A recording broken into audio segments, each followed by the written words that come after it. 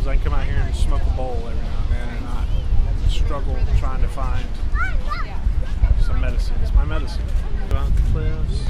Usually in the morning, I go out and meditate for a couple hours, smoke a couple bowls. Life is good.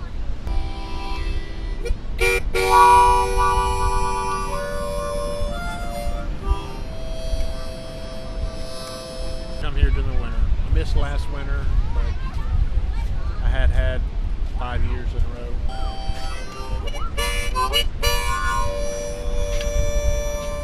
Pick up lots of copper along the interstates, strip the copper, and make jewelry.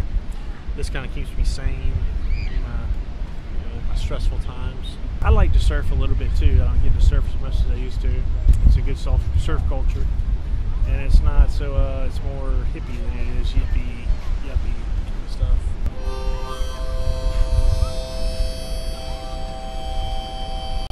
There's a lot of people that come into OB that have been in county jails, prisons, or whatever, and they just want somewhere to come in and chill.